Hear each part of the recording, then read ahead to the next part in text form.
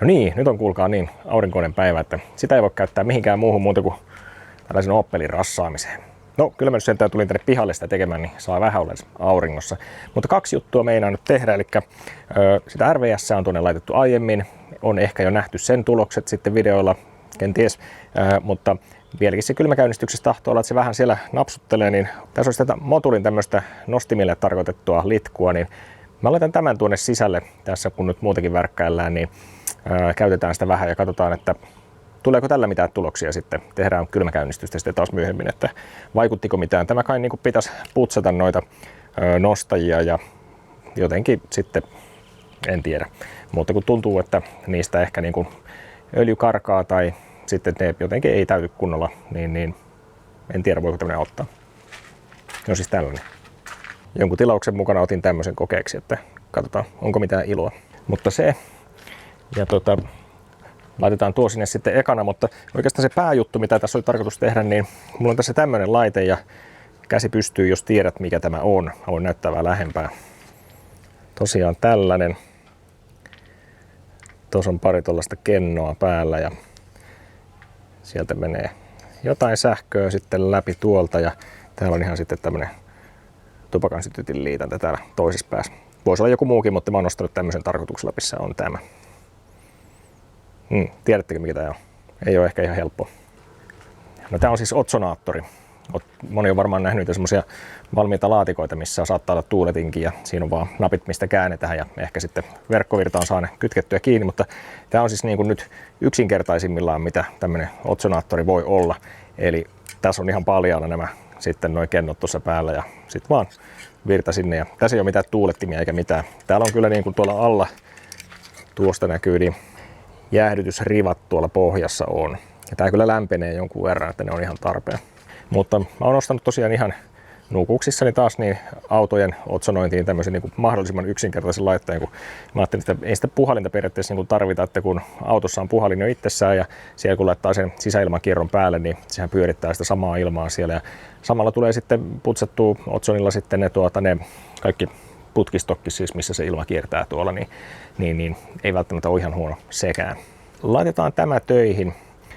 Ihan aluksi voisi tietysti todeta, että otsoni ei ole semmoista terveellistä ainetta. Se on kyllä hyvää puhdistamaan niin kuin kaikkia epäpuhtauksia ja hajuja, mutta sitä ei kannata hengitellä itse, niin sen takia en tule viettämään aikaa nyt tuolla autossa silloin, kun tämä siellä pörisee tämä vehje. Ja tästä tosiaan tulee muuten semmoinen jännä sihinä tai kihinä tästä laitteesta. Tästä kennojen päällä selvästikin tapahtuu jotakin. Ja se mitä siinä tapahtuu, niin siinä sähkövirralla tehdään tästä ilmasta, eli hapesta, siitä otsonia. Voitaisiin ottaa itse asiassa tähän semmoinen pieni tietoisku, että mitä se on ja miten se toimii. Niin hypätään tonne talliin. No niin, tervetuloa hetkeksi tänne valeinsinöörin tiedennurkkauksen puolelle. Ja ihan ensimmäiseksi, niin jos sulla on nälkä, niin tuossa on tämmöinen tilausnappi tuossa videon alla, niin mä en ole varma pystyykö siitä tilaamaan ruokaa, mutta se ei ainakaan maksa mitään, jos kokeilet painaa sitä, niin kannattaa testata. Mutta nyt puhutaan sitä otsonista pikkasen tarkemmin, että mikä se on ja miksi se toimii niin kuin se toimii. Niin mulla on tässä nyt nämä 3 akkua nyt voi kuvata sitten atomeja tässä. Eli leikitään, että nämä on happiatomeja kaikki. Ja nyt sitten täällä ilmassahan leijailee semmoisessa muodossa happimolekyylejä ilmeisesti, että niitä on semmosena O2. Eli silloin siinä molekyylissä on 2 happiatomia kimpassa. Eli ne on liittynyt toisiinsa jonkinmoisella sidoksella. Ja nyt sitten näitä voidaan ilmeisesti sähkövirralla tai ultraviolettivalolla pilkkoa. Tässä tapauksessa se on kai nyt sitten se sähkövirta, mitä siinä käytetään. Eli kun siinä vempeleen ympärillä leijailee näitä happimolekyylejä näin, niin sepäs tekeekin niille semmoisen tempun, että se pilkkoo ne rikki. Eli nämä 2 happiatomia irtoaa toisistaan ja sitten siellä leijailee tämmöisiä yksittäisiä happiatomeja sitten menemään, että ne ei ole enää tässä molekyylimuodossa näin. Ja niille käy sillä tavalla, että ne ei ole kauhean tyytyväisiä niin kuin olonsa tämmöisinä yksittäisinä. Ne on niin kuin tottunut sillä lailla olemaan pareittain, niin ne on vähän levottomia. Ja ne tykkää reagoida vähän niin kuin juttujen kanssa.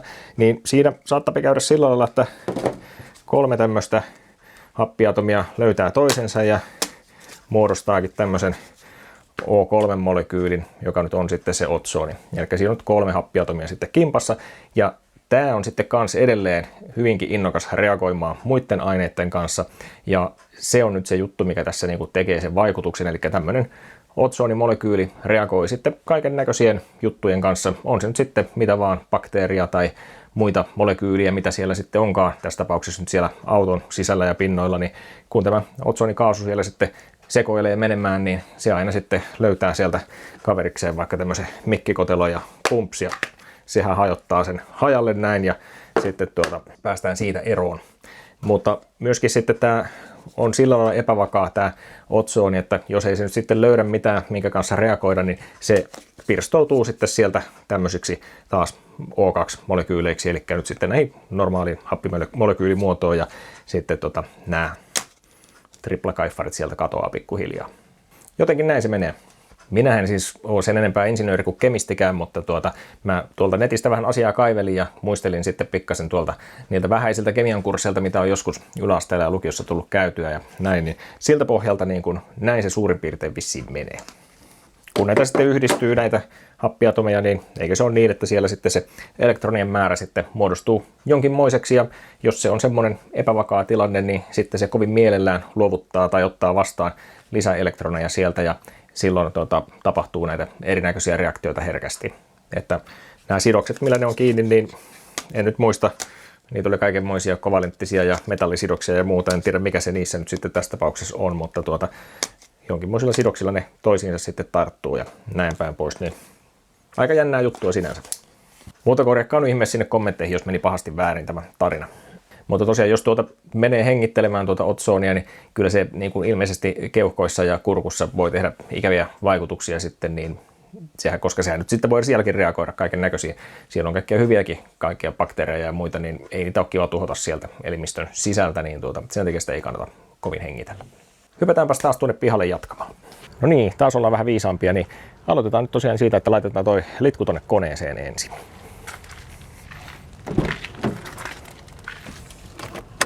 Ja sehän olikin mulla jo itse asiassa auki, sehän on ollut latauksessa tämä auto, kun mä oon siellä eilen värkkäillyt niin paljon, niin piti laittaa sinne laturi sen takia, kun on varmasti akku vähän kulunut. Jep. Siitä, ei kai siinä. Korkki auki, vähän nyt on tiukka, no nyt. Ja, joo. Se ei mun mielestä ollut muuta kuin kaataa vain öljyn sekahan tämä. Täällä on vaan, että lisää lämpimään moottoriöljyyn tarvittaessa. No, nyt on niin lämmin päivä, että tämähän on melkein niin kuin lämmintä tämä öljy, niin mä lykkään sen suoraan vaan sinne.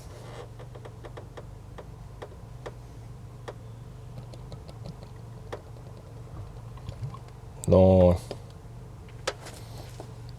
tää on selvästikin niin kuin moottoriöljyyn sekoitettua jotakin tämä tavara, mitä tässä on. Tää on ihan tämmöistä öljyn näköistä. Sitten napataan tämä täältä mukaan ja on tuollainen puupalikka tuossa mukana, sille on ihan syynsä. Oho. Tää on vähän vaikea yhdellä kädellä.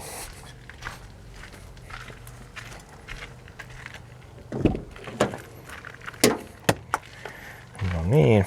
Mulla on taas täällä näitä radiohommia vähän kesken, niin se on tuossa sen takia, ei se mitään.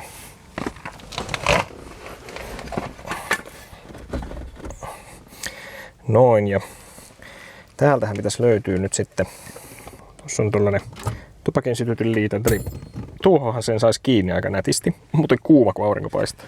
No, pannaan tuohon toi kalikka ja katsotaan, tämä pyörii täällä niin, että kohta se on varmaan jo hajalla, mutta tossa se nyt on. Eikä se nyt heti mene päälle, jos se vain pukkaa tuo. Ei siihen, ei syty valo ainakaan vielä. Syttyy, kun pannaan virta päälle. Kokeillaan nyt.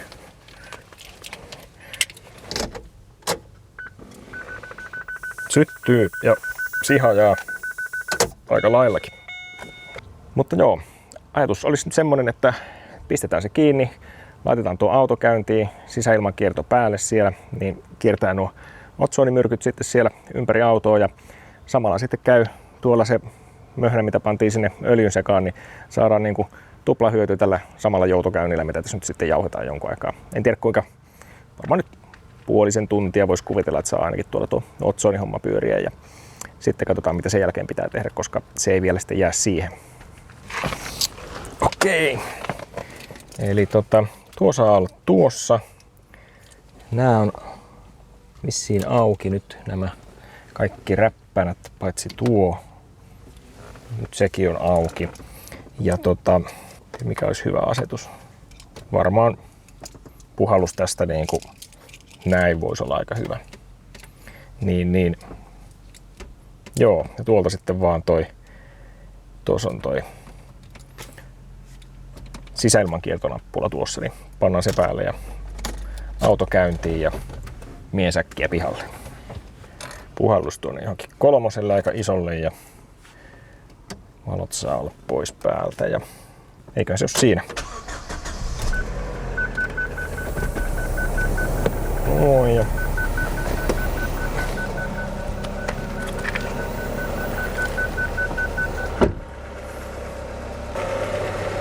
nyt tämä osuus on aika helppo, koska tässä ei oikeastaan tarvitse mitään muuta kuin juoda kahvia ja katsoa, ettei tuo auto syty palamaan. Nimittäin vähän aina tuommoiset hirvittää tuommoiset vehkeet, mitkä on ostettu jostakin Kiinakaupasta vaan mahdollisimman halvalla ja kuitenkin sähköä käytetään, niin olkoon nyt sitten kuitenkin vain 12V, mutta silti niin se käy aika lämpimänä tuo laite, ettei se sitten sula sinne penkkiin tai mitään muuta ikävää, niin kyllä sitä vähän pitää vahtia. Mutta lasit pidetään kaikki kiinni, pysyy meidän otsonit siellä sisällä ja sitten siinä vaiheessa kun homma on valmis, niin sitten tuuletetaan oikein huolella. Ei tuossa mitään niin näy sillä tuon laitteen päällä, jos katsoo, mutta se ääni kyllä kertoo, että kyllä siellä tapahtuu. Ja kyllähän tämä näin kun se on saanut tässä minuutin käydä tämä auto, niin sehän musta käy jo hyvinkin nätisti, että katsotaan nyt sitten paraneeko tuo kylmäkäynnistysraksutus sitten tuossa vielä, kun tuo aine saa tuolla nyt sitten tehdä työtänsä, mutta näin niin mun mielestä aika hyvä, jos vertaa siihen lähtökohtaan. No joo, nyt se on rouskutellut siinä varmaan 3 varttia tämä auto, niin eiköhän se rupea piisaamaan, mutta kuunnelkaas. Kuuluuko tästä mikistä mitään? Aika nätisti käy. En tiedä nyt onko se vaan kun se on oikein vimpan päälle lämmennyt nyt tässä vai onko se oikeasti saanut se aine jotenkin aikaiseksi, koska nyt ei kuulu oikeastaan mitään sivuääniä tuolta. Tosi hyvä. Mutta nyt pitäisi saada tämä auto sammutettua ilman, että tulee samalla itsensä myrkytettyä, niin joo. Mä aion koittaa nyt avata oven, sammuttaa auton nopeasti ja siinä olla hengittämättä sitten sen aikana. Katsotaan miten onnistuu.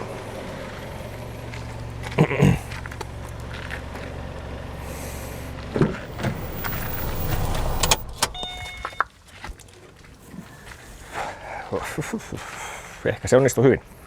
Ei tullut hengitettä, mutta heti nyt tähänkin tulee se haju kyllä aika voimakkaana. Ja jos et ole koskaan haistanut miltä otsoni haisee, niin se on kyllä semmoinen hyvin tunnistettava sitten, kun sen on joskus haistanut, että sitä voisi kuvailla, että se on ehkä semmoinen niin kuin siivouskaapin haju tai uimahallin haju tai no ei se ihan sama kuin se uimahallin kloorin tuoksu, mutta vähän sinne päin. Se on semmoinen niin kuin puhdas, mutta myrkyllisellä tavalla puhdas ja haju. Niin sen kyllä tunnistaa. Mutta nyt avataan noin muutkin ovet, niin tuo saa kunnolla tuulettua.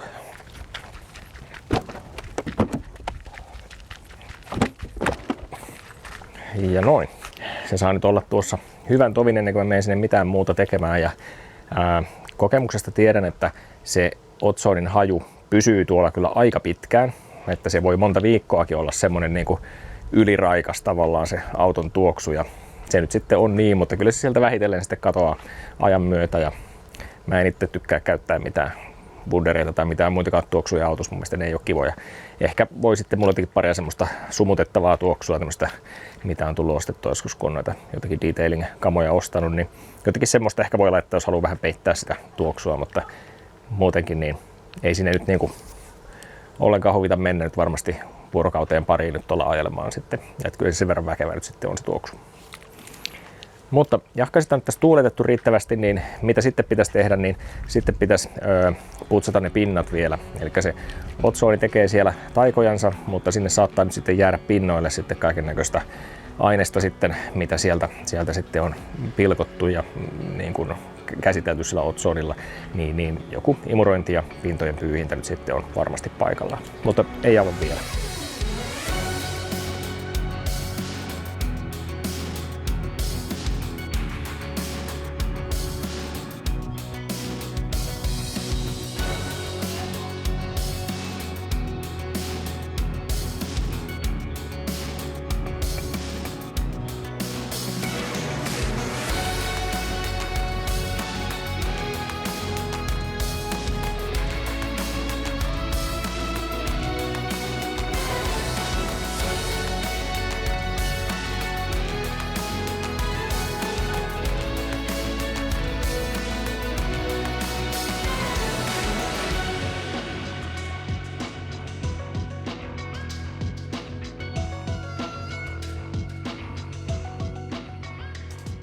No niin, putsaukset ja otsonoinnit on tehty, niin nyt on jäljellä enää se kylmäkäynnistystsekkaus. Sitten tää on pari vuorokautta ollut taas käyttämättä tämä auto, niin katsotaan miten se sanoo. Vähän lämmin päivä tänään kyllä, että se antaa nyt vähän tasoitusta.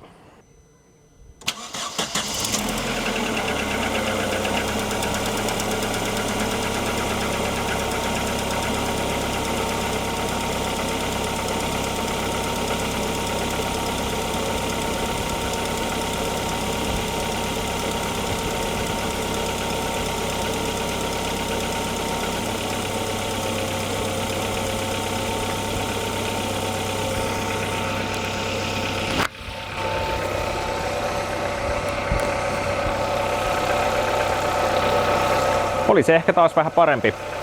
En tiedä, jos sillä hetken aikaa tuossa vielä päästelöä, että vieläkö se siitä virkistyy, mutta aivan hyvä. Ei mitään. Kiitoksia taas videon seurailusta ja palaillaan. Moro!